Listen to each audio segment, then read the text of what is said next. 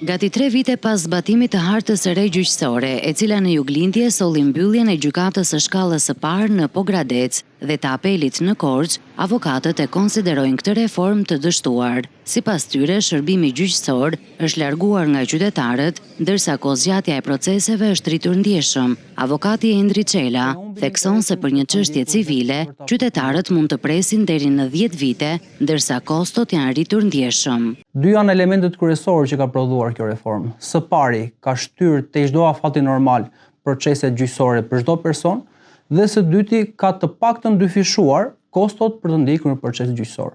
Ka ardhur në pikën ku qytetarët po mendojnë që proceset gjyqësore të caktuara të mos i ndjekin më për shkak sepse në momentin që kanë përfunduar për shkak të zgjatjes së afateve dhe për shkak të rritjes së kohës, qytetarët e humbin interesin për ta ndjekur dhe për ta përfunduar këtë proces gjyqësor. Sipas avokatit, zbërja e hartës së re gjyqësore do të sillte më shumë efikasitet dhe akses më të shpejtë në drejtësi për qytetarët. Ta ç'bëjmë të reformë dhe të shohim si mund ta zgjidhim këtë problem në mënyrë që qytetarët të marrin atë që u takon, pra të ndjekin proceset e tyre dhe nëse u takon e drejta e tyre ta marrin brenda një afati të arsyeshëm kohor, sepse është një parim i njohur i së drejtës që do të thotë drejtësia e vonuar është drejtësia e munguar. Ndërkohë, çështja e hartës së re gjyqësore vijon të mbetet objekt debatesh me kërkesa të vazhdueshme nga grupet e interesit për rishikimin e saj.